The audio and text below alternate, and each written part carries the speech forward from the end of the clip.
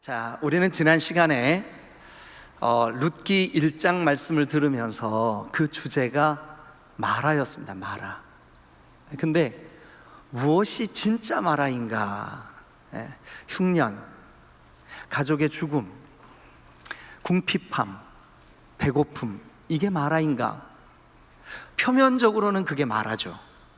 마라는 슬픔이라는 뜻이요, 마라는 고통이라는 뜻이에요. 근데 진짜 마라가 뭐가 진짜 마라라 그랬죠? 하나님의 통치를 거부하는 거, 이게 진짜 마라예요. 그래서 마땅히 하나님이 기업으로 주신, 하나님이 제비 뽑아 주신 베들레헴, 그 하나님의 백성들이 모여 사는 그 이스라엘 땅에 살아야 되는데 가뭄이 왔다고, 흉년이 왔다고, 그것을 피해서 이방인들의 나라, 우상숭배의 나라로 이민 가버리는, 물론 그들이 겪은 아픔을 두고 왜 그랬어? 이렇게 할 수는 없지만, 그러나 그들이 그렇게 선택한 일은 정말 하나님 앞에서 새로운 또 다른 마라가 시작되는, 그래서 진짜 마라는 하나님의 통치를 거부하는 거다, 이렇게 말씀을 드렸습니다. 두 번째, 이 진짜 마라가 뭐냐 하면, 하나님께 기도하지 않고 묻지 않고, 하나님 제가 어떻게 해야 될까요? 고민하지 않고 잘못된 목적으로 선택하는 거, 그거는 틀림없이 마라예요. 그 결과가 마라고, 그것이 원인이 돼서 끊임없는 마라가 일어나게 돼 있어요. 세 번째 그 마라가 뭐라고 그랬는지 혹시 기억나세요? 원망하는 거예요. 근데 특별히 하나님을 원망하는 거예요. 우리 인생 속에 그리스도인들에게도 여러 가지 우리가 원치 않는 일들이 벌어질 수 있어요. 사도 바울이 빌립보 지역 가가지고 착한 일을 했어요. 뭐냐 하면 귀신 들린 아이에게서 귀신을 쫓아내줬어요. 온전케 했다고요. 근데 그 귀신의 힘을 빌려 점치는 그 포주, 그러니까 뒤에서 조종하는 그 사람들에게는 수입이 끊어진 거예요. 그래서 이 사람들이 그 경찰에 고발을 했고, 경찰들은 제대로 된 초동 수사도 하지 않고 그를 옥에 가둬버렸어요. 때려버렸어요. 그 로마의 법이 발달해 있었던 때에 참 있을 수 없는 일이 벌어진 거죠. 그런데 그 감옥 안에 들어간 바울과 실라가 감옥 안에서 한 일이 뭐냐 하면, 하나님 왜 이렇게 하셨습니까? 빨리 우리 감옥에서 벗어나게 해주세요. 아픈 상처가 이렇게 깊이 상처가 났습니다. 치료해 주세요. 이렇게 기도하지 않았어요. 하나님, 여기 지금 이곳에, 감옥 속에, 착고에 매인 곳에 들어오게 하신 하나님의 뜻이 뭡니까? 그 뜻을 이루어 주세요. 이게 바울과 실라의 기도였어요. 그런데 안타깝게도 우리가 룻기 1장을 보면서 룻기 1장에 등장하는 그 주인공 나오미, 하나님이 나를 치셨다, 하나님이 나에게 마라를 주셨다, 이것이 시종일관 그가 말하는 말투였어요. 여러분, 우리의 삶에 하나님의 통치를 벗어나는 것, 또 정말 하나님께 깊은 기도 없이 어떤 인생의 목적을 결정하는 것, 또 원망이 내 삶의 습관이 되는 것, 여러분, 이게 진짜 마라입니다. 여기서부터 마라가 시작이 됩니다. 그래서 그의 인생에 흉년이 오고, 그의 인생에 사사시대, 즉 왕이 없으므로 백성들이 각기 자기 소견에 옳은 대로 행하는, 그게 사사시대. 음란과 자기가 주인된, 오늘 성가대 찬양처럼 내가 주인 삼은 모든 것 내려놓고 주님이 주인 되어야 되는데, 입술로는 주님이라고 부르면서 실제로는 다 내 맘대로 하는 것, 이것은 여러분 또 다른 마라를 부르는 마라의 원인이 된다. 이게 지난 1장에 우리가 함께 말씀을 나누는 주제였습니다. 오늘 저는 1장 15절부터 2장 마지막까지를 본문으로, 근데 이 2장도 우리가 어떤 주제, 그러니까 1장을 마라라는 주제로 살펴봤다면, 관찰을 해봤다면 2장도 그런 중요한 단어가 하나 나와요. 1장은 흉년이 오고 죽음이 오고 이민을 가야 했고 또 돌아올 때도 슬픔으로 돌아와야 했고, 근데 2장은 좀 달라요. 다시 그 하나님이 기업으로 주신, 제비 뽑아 하나님의 백성들에게 주신 하나님의 약속의 땅 베들레헴, 그 떡집, 그러니까 하나님이 공급하심이 있는 그곳으로 돌아왔어요. 다시 하나님의 통치 안으로 돌아온 거죠. 예. 그런데 그렇게 하나님의 통치를 기뻐함으로 돌아온 그들에게, 자, 2장을 어떤 컨셉, 어떤 주제, 어떤 우리 생각으로 이 2장의 본문을 관찰하면 바르게 이 본문을 우리가 이해할 수 있을까? 제가 2장을 살피다가, 여러분 2장 2절에 보면, 자, 이제 며느리 룻이, 어머니 제가 밭에 나가서 이삭 줍기를 좀 하겠습니다. 그래야 되겠죠. 지금 모압 땅에서 돌아온 이 나오미와 룻, 두 시어머니와 며느리, 두 식구, 먹을 게 없잖아요. 그래서 이스라엘 백성들의 그 관습 문화, 이삭 줍기, 농사 짓는 사람이 농사를 다 짓고 저 논이나 밭 한 모퉁이를 추수하지 않고 그냥 내버려 두는 거예요. 그럼 그 나라에 정말 자기 소유가 없고 먹을 것이 없는 그런 가정들이 와서 그것을 추수해다가 먹을 수 있도록, 이게 이스라엘의 문화예요. 그리고 농부들이 추수를 할 때 깨끗하게 전부 다 거두어 가지 않아요. 이렇게 좀 이삭을 좀 떨어뜨려 놔서 누구라도 그 이삭을 주워다가 양식을 삼을 수 있도록 배려하는, 이게 이스라엘의 문화예요. 그래서 어머니에게 며느리가 이렇게 말합니다. 어머니, 제가 이삭 줍기를 좀 하고 오겠습니다. 그런데 누군가에게 제가 은혜 입겠습니다. 은혜 입는다는 것은 누군가에게 도움을 좀 받겠습니다. 그때 2절에 은혜를 입으면 그렇게 돼 있죠. 예. 그리고 여러분 10절도 한번 가보세요. 10절. 그 누구에게 은혜를 입으면 이라고 했던 2절에서 그 은혜 입는 대상이 누구냐 하면 바로 그 보아스라고 하는 아주 유력한, 오늘 이 2장 본문에 주인공으로 등장하는 인물이 나와요. 보아스. 이제 그에게 10절 중간 부분부터 봅니다. 나는 이방 여인이거늘 당신이 어찌하여 내게 은혜를 베푸시며 나를 돌아보십니까? 은혜. 그리고 또 어디를 보시냐 하면 13절 한번 볼까요? 룻이 이르되 내 주여 내가 당신께 은혜 입기를 원합니다. 그리고 여러분 20절도 한번 보실까요? 나오미가 자기 며느리에게 이르되 그가 여호와께로부터 복받기를 원하노라. 그가 살아있는 자와 죽은 자에게 은혜 베풀기를 그치지 아니하였구나. 그래서 우리가 2장에서 가장 많이 언급된 단어이면서 주제인 은혜, 은혜에 대한 말씀을, 은혜로 여러분 우리가 구원받은 거, 우리 성경을 한 거 찾겠습니다. 에베소서 2장 8절, 우리 방송실 한번 띄워봐 주세요. 에베소서 2장 8절.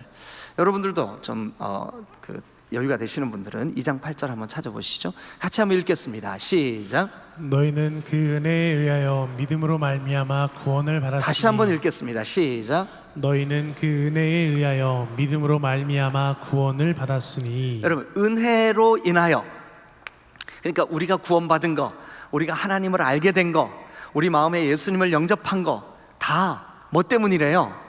은혜로 인해서. 은혜가 너희에게 주어졌을 때 그것을 마음의 문을 열고 받아들여서 너희의 믿음으로 말미암아, 그러니까 은혜와 믿음이 우리 안에서 작동을 했어요. 작용을 했어요. 그것 때문에 우리가 구원을 받은 거예요. 그러니까 은혜가 주어지지 않으면 구원받을 수 없어요. 만약에 여러분들이 진실되게 예수님을 나의 하나님, 나의 구주, 나의 주님으로 인정하고 고백하고 믿음으로 받아들인다면 한번 따라합니다. 나는 은혜 입은 자입니다. 아멘. 네, 한 번만 더 할까요? 나는 은혜 입은 자입니다. 저는 이제부터 이 1장 15절부터 2장 마지막 절까지를 좀 쭉 설명을 좀 해가려고 그래요. 어떤 이야기가 그려져 있는지. 근데 이 이야기를 좀 이어져 나가다 보면 이 장이 은혜 입은 자들의 이야기구나 하는 걸 알 수가 있어요. 예? 며느리가 나 따라오지 마라고 말하는 시어머니를 극구 고집스럽게 따라와서 시어머니를 모시고 시어머니의 먹거리를 챙기고 시어머니를 위해서 헌신하고 섬기는 거, 참 은혜롭죠. 또 시어머니도 며느리를 향하여 네가 오늘 가가지고 사람들에게 은혜 입기를 원해. 네가 잘 되면 좋겠어. 그런데 그날 이 룻이 만나게 되는 보아스라고 하는 사람, 오늘 우리 관찰해 보겠지만 정말 그의 생각, 그의 말, 그의 행동 모든 게 너무 은혜로운, 배려하고 사람을 돕고 은혜로운. 그래서 오늘 주제를 은혜로 잡아보았어요. 은혜의 관점으로 이 본문을 우리가 살피면 정말 좋겠다. 그리고 우리가 정말 그리스도의 은혜 입은 자, 십자가의 공로로 구원의 은혜를 입은 자, 예수를 나의 하나님, 나의 주님, 나의 구주로 고백하게 되는 이 은혜를 입은 자로서 은혜 입은 자의 삶의 특징 또한 이 장에서 살필 수가 있습니다. 여러분들이 은혜 입은 자들임을 기억하고 우리가 같이 한번 따라와 보면 좋겠습니다. 자, 그러면 그 이야기를 우리가 1장 15절부터 한번 좀 풀어나가 보죠. 먼저 이제 나오미와 룻, 흉년 때문에 베들레헴에 살던 이 가장의 이름은 엘리멜렉. 자, 엘리멜렉의 이름의 뜻이 뭐라 그랬었는지 기억나세요? 멜렉은 왕이에요. 힌트. 엘리는 하나님은 나의 왕이십니다, 이런 뜻이에요. 엘리멜렉.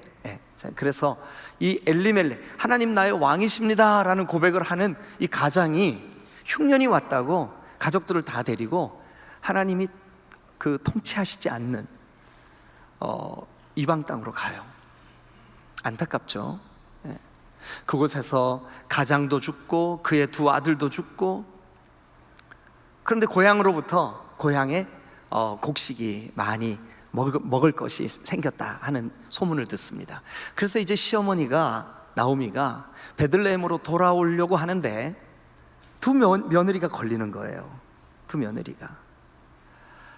자, 그래서 이 두 며느리를 불러다 놓고 얘들아, 너희들의 친족, 너희 부모, 너희 친정 엄마가 있는 너희들이 섬기는 신에게로 돌아가라.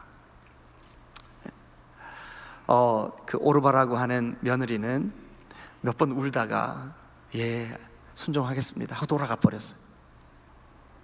근데 룻은 어떻게 하나 한번 보시자고요. 룻은, 자, 이제 룻에게 나오미가 먼저 얘기합니다. 15절 다 같이 읽겠습니다. 시작. 나오미가 또 이르되 보라, 네 동서는 그의 백성 그의 신들에게로 돌아가나니 너도 너의 동서를 따라 돌아가라. 이 시어머니의 간곡한 부탁에 룻이 어떻게 반응하나 한번 보시죠. 자, 16절과 17절 여러분들이 읽어보세요. 시작. 룻이 이르되 내게 어머니를 떠나며 어머니를 따르지 말고 돌아가라 강권하지 마옵소서. 어머니께서 가시는 곳에 나도 가고 어머니께서 머무시는 곳에 나도 머물겠나이다. 어머니의 백성이 나의 백성이 되고 어머니의 하나님이 나의 하나님이 되시리니 어머니께서 죽으시는 곳에서 나도 죽어 거기 묻힐 것이라. 만일 내가 죽는 일 외에 어머니를 떠나면 여호와께서 내게 벌을 내리시고 더 내리시기를 원하나이다 하는지라. 그러니까 룻의 마음속에, 룻의 생각 속에 내가 어머니를 버리거나 어머니를 떠나거나 안 되지, 내가 그렇게 하면 안 되지. 그래서 시어머니에게 이렇게 고백하는 거예요.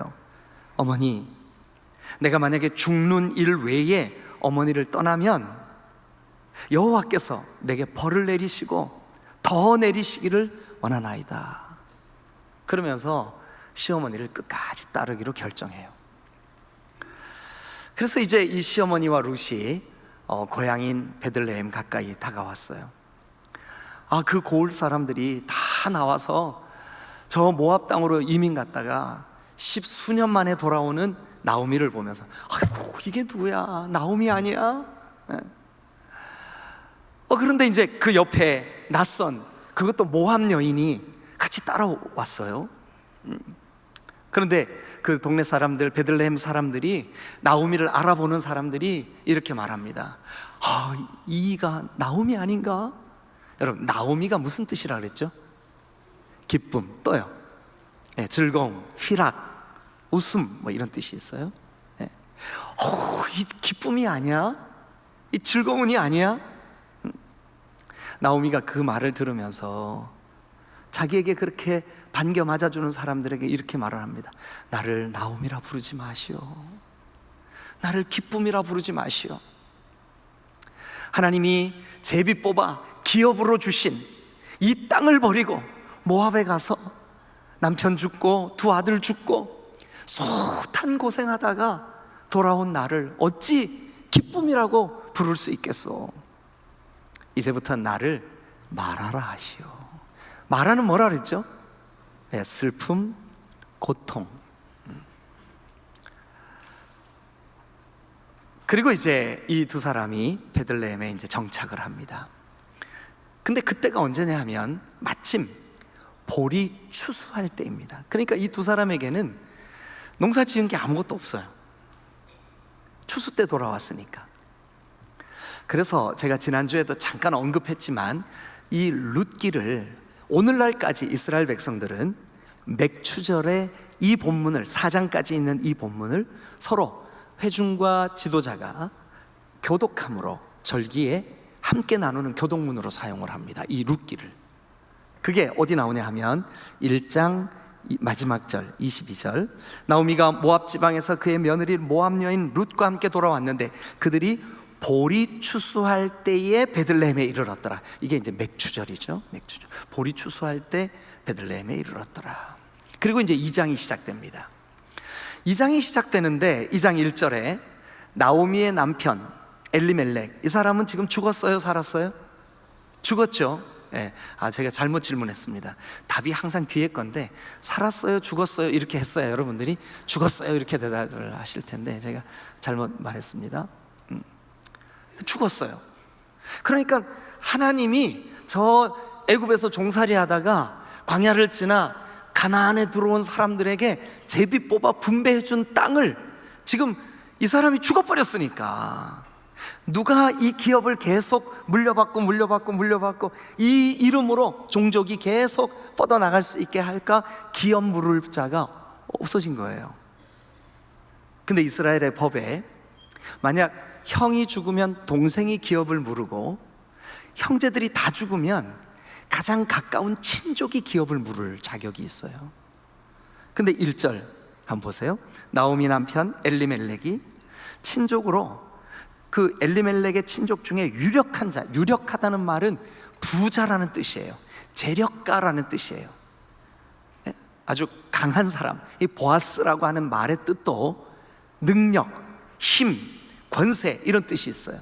여러분 성전에 두 기둥이 있죠, 그죠? 근데 그 중에 한 기둥의 이름이 보아스예요.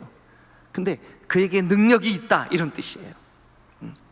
그런데 친족 그 유력한 사람이 있는데 그의 이름이 뭐냐 하면 보아스였어요. 보아스. 여러분 성경에 보아스 동그라미 한번 쳐보세요. 보아스.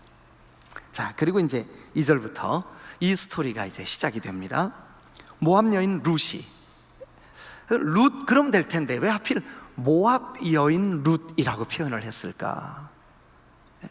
여러분 우리 성경에는 없는데 전해 내려오는 전승, 그러니까 성경을 뒷받침해 줄 수 있는 보조 자료가 될 만한 전승에 의하면 이 룻이 모압 땅의 어떤 부족의 공주였다는 이야기가 있어요. 그러니까 곱게 자랐던 것 같아요.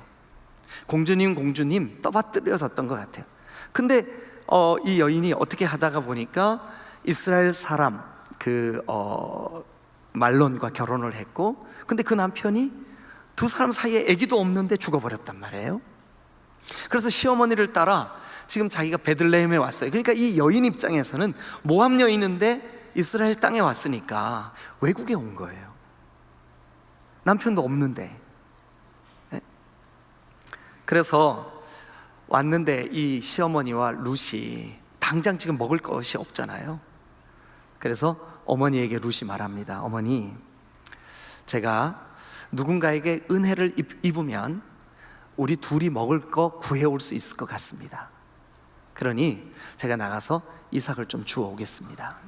그랬더니 2절 끝에 나오미가 이렇게 말을 합니다. 그에게 이르되 내 딸아, 며느리를 내 딸아. 이게 아주 친밀감 있는 표현이에요. 진짜 내 딸이라는 뜻이라기보다도 내가 정말 사랑하는, 그래서 내 딸아 갈지어다, 다녀와라. 여러분, 룻이 1장 16절 17절에서 어머니의 하나님 내 하나님, 어머니 백성 내 백성, 어머니 가는 곳에 나도 가고 어머니 죽는 곳에 나도 죽어 내가 거기 장사 되겠습니다.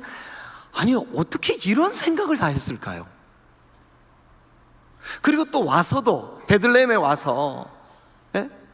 어머니가 그래도 거기 다 아는 사람들이고 친족들이니까 어머니가 가가지고 누구네 집에 가서 뭐 보리쌀을 좀 꿔오든 뭐 먹을 것을 구해오든 해도 될 텐데, 며느리가 아니야, 연로하신 어머니 집에 계시게 하고 내가 얼른 먼저 나가서 먹을 걸 구해와야지.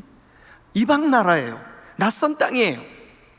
가서 이삭 줍기는 정말 비천한 그런 사람들이 하는 일이에요. 아무것도 없으니까 가서 주워다 먹어야 되는, 예? 그런데 이 모압 여인 룻이, 여러분, 어머니를 위해서 내가 이렇게 해야 되겠다 하는 그 생각, 여러분 기억하십시오. 은혜 입은 자는요, 그 생각이 은혜롭습니다. 한번 따라해 보실래요? 은혜 입은 자는 그 생각이 은혜롭습니다. 여러분 한번 생각해 보세요. 우리가 예수님을 믿게 된 거, 아까 그랬죠? 은혜로 믿게 됐다고. 그러니까 성령께서 내 안에서 일하시지 않으면 우리가 믿음이 안 생겨요. 예수님을 믿을 수가 없어요. 그럼 예수님이 나의 구주로 믿어진다는 사실은 이미 내 안에서 누가 일하신 증거냐 하면 성령께서 일하신 증거예요. 그러니까 구원받은 은혜 입은 자, 하나님의 은혜가 임한 자에게는 그 안에 누가 내주해 계실까요? 성령님. 여러분, 성령님이 거하시는 그 사람, 성령의 생각이 그 마음과 생각을 주장해야 될 줄로 믿습니다. 그렇게 되시기를 주님의 이름으로 축원합니다. 네. 죄악된 생각, 음란한 생각, 어두운 생각, 더러운 생각, 또 누군가를 미워하는 생각, 누군가를 이용해서 내가 뭐를 해보겠다는 생각, 이런 생각들, 하나님이 안 기뻐하시는 생각들은 진짜 그 사람이 은혜 입은 자요, 진짜 하나님의 통치가 있는 사람이라면 그 생각이 바뀔 수밖에 없죠. 지금 모압의 통치를 받고 모압 땅에 살던 그 사람들이, 비록 이스라엘도 사사시대라 백성들이 자기 소견에 옳은 대로 타락한 시대를 살고 있었지만, 그래도 나는 어머니를 위해 내 모든 젊음을, 내 모든 인생을 다 바칠 거야. 아니, 어떻게 이런 생각을 다 할까요? 자, 여러분, 우리 성경을 좀 몇 구절 찾겠습니다. 먼저 빌립보서 4장 7절을 한번 펴보세요.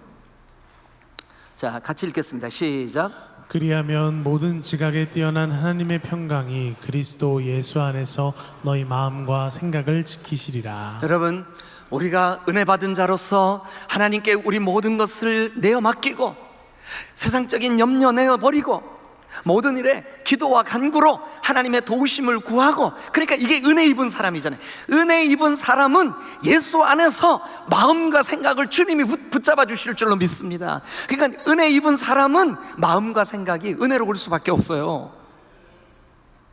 반대 구절 보여드릴까요? 요한복음 13장 2절 한번 보세요. 요한복음 13장 2절 같이 한번 읽겠습니다. 시작. 마귀가 벌써 시몬의 아들 가룟 유다의 마음에 예수를 팔려는 생각을 넣었더니, 여러분, 은혜 입지 못한 사람, 가룟 유다는 안타깝게도 은혜 입지 못했어요. 구원을 받지 못했어요. 하나님의 자녀가 되지 못했어요. 그랬더니 그 마음을, 이 구절 그대로 보세요. 누가 먼저 틈타서 누가 먼저 그 마음을 정복하나요? 마귀가 벌써 먼저 이 가룟 유다의 마음에 예수 팔려는 생각, 그 생각을 집어넣었다. 그런데 오늘 룻기는 어때요? 시어머니에 대한 믿음의 고백, 그리고 또 시어머니의 그 먹거리를 위해, 이 양식을 위해 먼저 내 시간과 내 모든 것들을 내어드리겠다라고 하는 그 선한 마음, 우리도 마찬가지. 신앙생활을 하면서 여러분, 지체에게 손에 끼칠 일이 있다면, 여러분이 진짜 구원받은 사람이면 이게 힘들어서 못 견뎌요. 누군가를 격려하고 세워주고, 그런데 오늘 이 성경에서는 룻이 자기의 시어머니를 자기와 동일한, 그분의 생명이 내 생명이요, 내 생명이 그분의 생명이요, 그분이 섬기는 하나님이 내 하나님이요, 내가 섬기는 하나님이 그분의 하나님이라고 마음으로 결정해버린 거예요. 여러분 명심하십시오. 은혜 입은 자의 특징 중에 특징은 뭐냐 하면 마음과 생각이 은혜롭습니다. 어두운 생각, 우울한 생각, 성령님이 우리 안에 내주, 여기 안에 거하신다면 그런 생각 기뻐하실까요? 아니요. 하나님의 말씀을 듣는데 방해가 되는 여러 가지 잡스러운 생각들, 하나님 기뻐하실까요? 아니요. 내가 어머니를 위하여 이삭을 주우러 나가야지. 만약에 전승대로라면 그 사람이 공주 출신이라고 해도, 내가 공주라 해도, 그래도 어머니를 위해서라면 기꺼이 내가 힘들어도 허리를 굽혀 이삭을 주워와야지. 여러분, 우리 디딤돌의 모든 지체들은 은혜 입은 자로서 마음과 생각을 주님이 다스려 주시기를 존귀하신 주님의 이름으로 축원합니다. 골로새서 3장 2절 한 구절 더 보고 다음 주제로 넘어가죠. 골로새서 3장 2절 다 같이 읽겠습니다. 시작. 위의 것을 생각하고 땅의 것을 생각하지 마라. 하늘에 속한 것, 하나님이 통치하시는 것, 하나님이 기뻐하시는 것. 여러분, 정말 생명 주신, 은혜 주신 하나님 앞에 은혜로운 생각으로 여러분들의 마음이 가득하시기를 주님의 이름으로 축원합니다. 자, 계속해서 한번 보죠. 3절입니다. 2장 3절. 룻이 가서 그 곡식 베는 자들을 따라다녔어요. 그래서 그들이 흘리고 가는 그 이삭을 줍기 시작했어요. 그런데 오늘도 이제 이삭을 주우러 나가야지. 그래서 돌아보니까 그 추수하는 밭이 저기 하나 있는 거예요. 옳지, 오늘은 저기서 주워야 되겠다. 그래서 그날 우연히 이 룻이 어느 밭에 갔어요. 우연히. 여기 성경에 그렇게 돼 있죠. 3절 우연히. 근데 우연히 간 그곳이 누구네 밭이에요? 여기 보니까 엘리멜렉의 친족인 보아스의 밭이었더라. 보아스에게 속했다. 보아스의 소유였던 밭이었더라. 네. 사랑하는 여러분, 이 우연이라는 게 참 기가 막힌 거예요. 여러분, 우연은요, 은혜 입은 자에게는 이 우연이 하나님이 일하시는 섭리의 도구예요. 제가 왜 이렇게 말씀을 드리냐면 그 다음에 나오는 단어 때문에 그래요. 이게 감탄사인데, 자, 4절 한번 보세요. 4절. 우연히 이 룻이 가서 이제 떨어진 이삭을 줍는데 마침이라는 것은 히네라는 히브리 말인데, 이것은요, 우리 마침 이런 뜻보다는 뭐냐면, 여러분 여기 좀 보세요, 주목, 이런 뜻이 있어요. 집중해 보십시오, 이것 좀 보십시오, 주목. 근데 이 사건의 지금 출발은 뭐냐면 우연히 뭔가가 이루어졌는데, 여러분 이것 좀 봐야 됩니다 하고 히네 하고 지금 관심을 집중시키고 있다고요. 뭐를 봐야 되냐 하면 이게 우연이 아니라는 것을 보여주고 싶은 거예요. 근데 왜 우연히 그렇게 표현했을까요? 이것은 뒤에 있는 히네라고 하는 단어와 연결이 되면 언제든지 하나님의 계획 안에서, 하나님의 뜻 안에서. 그러면 여러분, 지금 룻 입장에서는 이방 나라에, 그것도 이삭을 줍는 아주 비루한 삶으로 시어머니를 복양해야 되는 이런 환경들이 어찌 이걸 복이라고 하겠습니까? 그런데 지금 그 룻의 인생의 뒤에서는 누가 일하고 계시나요? 지금 하나님이 일하고 계시는 거예요. 하나님이 역사하고 계시는 거죠. 마침 그 주인들은요, 하인들이 일하는 밭에 잘 안 나와요.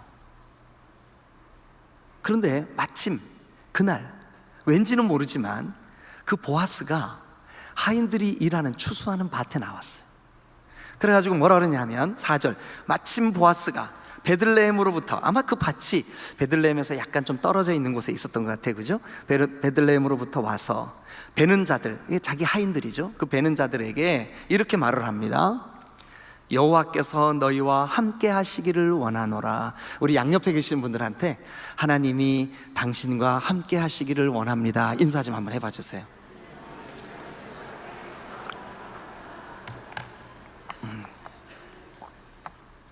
여러분, 오늘 이 본문 2장에 등장하는 가장 먼저는 나오미, 그의 며느리 룻, 그리고 오늘 이 은혜의 전체적인 주인공으로 등장하는 보아스, 이 세 사람은 은혜 입은 자들이에요.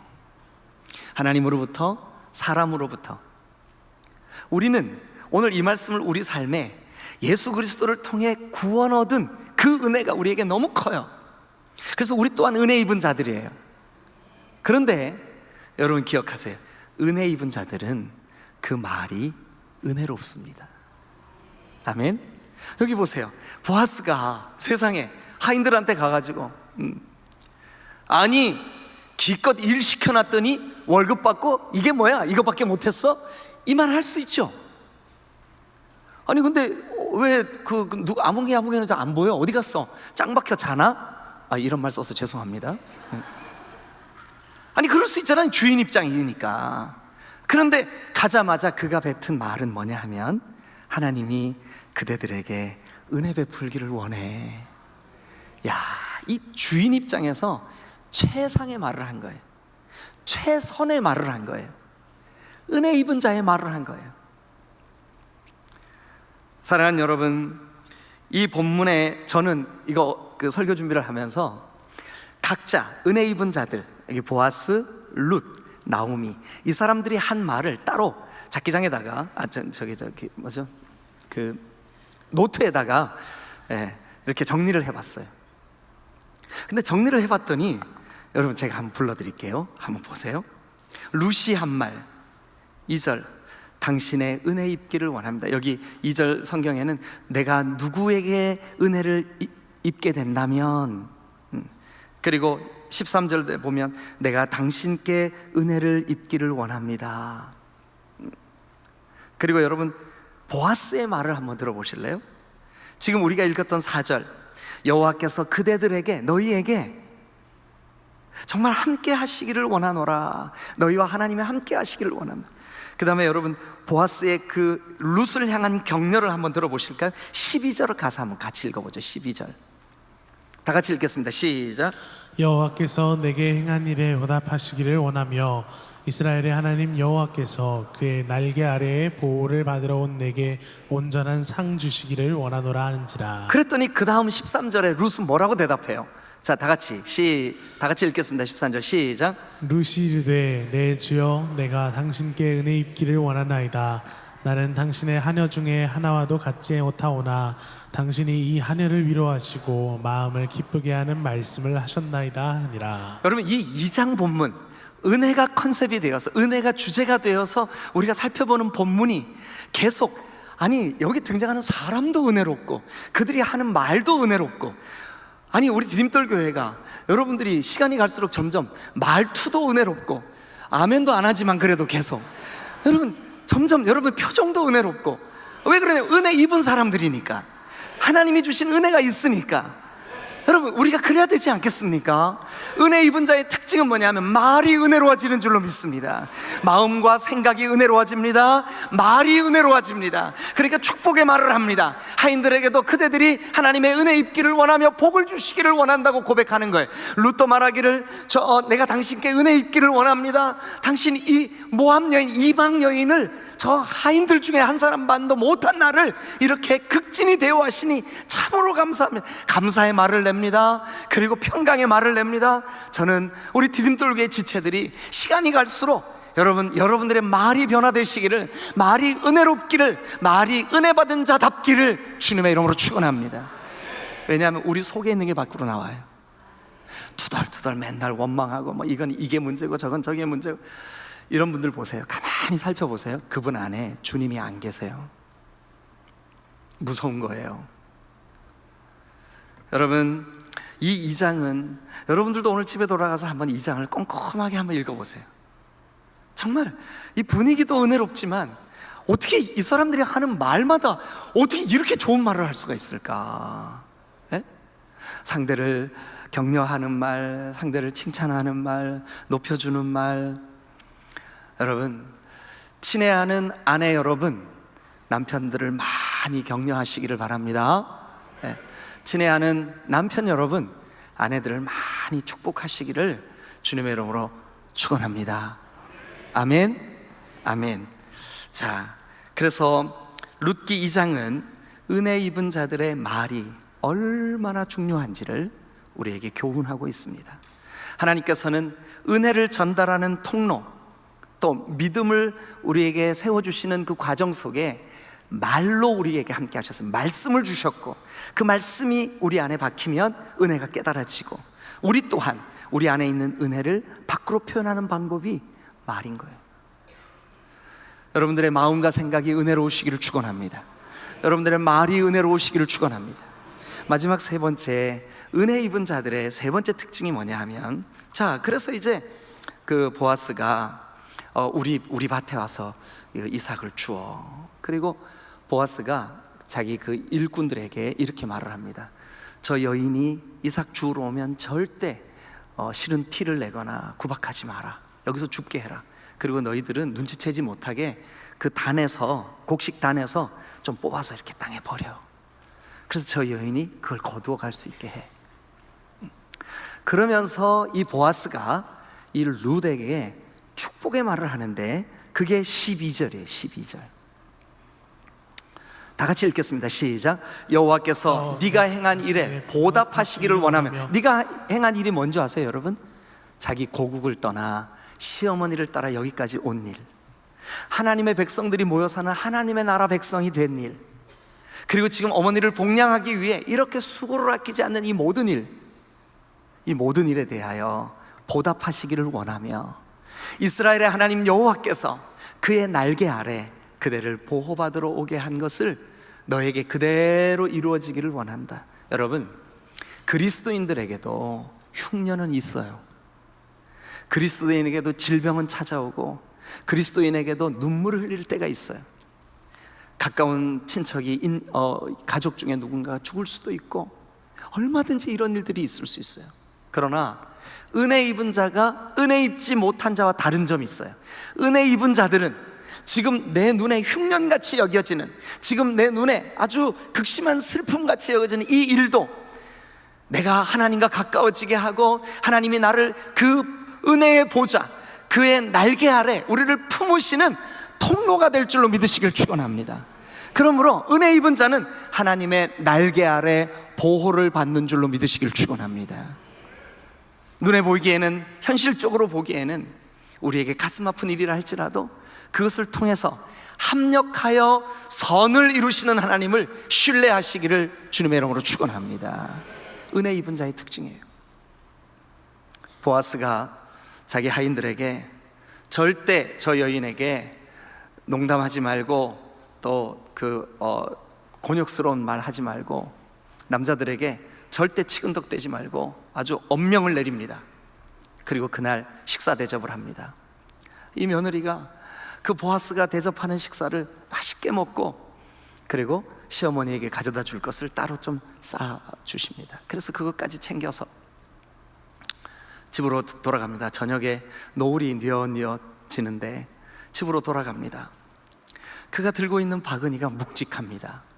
여기 보니까 성경에 한 에바를 거두었다라고 돼 있어요. 한 에바를 거두었다. 거기에 17절에 나와요. 룻이 밭에서 저녁까지 줍고 그 준 것을 떠니, 그러니까 이렇게 떨어보니, 탈곡을 해보니까 그 보리가 한 에바. 이 한 에바는 오늘날 이 무게 측량 방법으로 환산을 하면 10kg에서 15kg 정도 돼요. 여러분, 쌀 10kg짜리 한 푸대 사면 여러분 며칠 드세요? 뭐 식구가 많고 좀 잘 드시는 분들은 뭐 한 3, 4일이면 10kg 없어지겠지. 그런 집은 없나? 네. 제가 계산을 잘 못했고 죄송합니다. 갑자기 여기서 웃음소리가 탁 터지니까 제가 당황했어요. 근데 저희 집 같은 경우 우리 부부가 뭐 이제 아침도 쌀을 안 먹거든요. 우리가 이제 뭐 감자 먹고 막 그래요. 그러니까 점심은 또 제가 교회에서 먹을 때도 많고, 그래서 10kg 사면 한 2달 먹지, 그죠? 네. 그러니까 보리만을 주식으로 삼아야 되는 나오미와 룻 입장에서 이 한 에바의 보리를 이삭 죽기를 해서 얻었다, 한 2주는 충분히 먹을 수 있는 식량 아닐까요? 그냥 이렇게 오늘날 우리 계산법으로 계산을 해보면 이 말은 다른 말로 넉넉히 주었다는 뜻이에요. 넉넉히 주었다. 네. 여러분, 은혜 입은 자는 하나님이 지금 현실적으로 닥친 이 문제로만 보지 마세요. 그걸 통해서 우리에게 선을 이루실 하나님, 그 이후에 주실 은혜를 헤아려 보세요. 여러분, 내가 지금 주님 앞에 정말 내가 은혜 입은 자구나, 이것을 깨닫는 여러분 되시기를 주님의 이름으로 축원합니다. 은혜 입은 자는 마음과 생각이 은혜롭습니다. 은혜 입은 자는 말이 은혜롭습니다. 은혜 입은 자는 반드시 하나님의 보호의 날개가 그를 지켜주시고 인도해 주실 줄로 믿습니다. 기도하시겠습니다.